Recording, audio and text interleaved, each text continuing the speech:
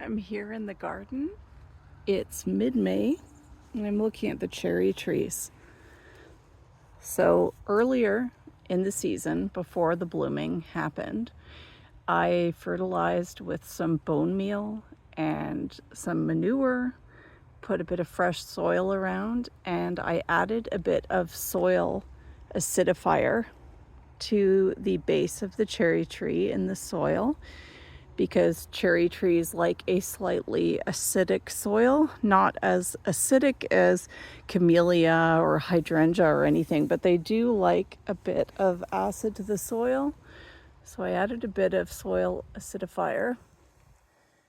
Now that the cherries have bloomed and they are fruiting, I don't want to do any fertilizing right now because that can stimulate too much foliage growth and it can inhibit fruiting. So I'm going to leave it for now and let these beautiful cherries develop. This is the glacier cherry tree that we have. We have 3 other cherry trees. So we have this one here, which is staccato. This one's only a year old. We just planted this last fall. That glacier that you saw is 5 years old.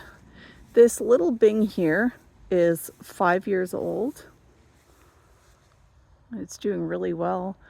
Lots of densely packed cherries on here. This is the original cherry tree that came with the house.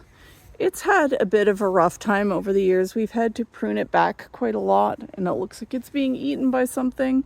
So I'm gonna have to look around and see if I can find any caterpillar tents on here. That is always a problem in the spring around here. But this bing here must be at least 20 to 30 years old, if not older.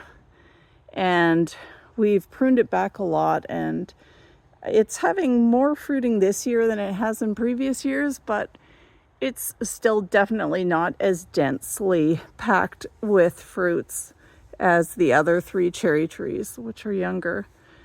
So we'll have to see if we have a better harvest this year.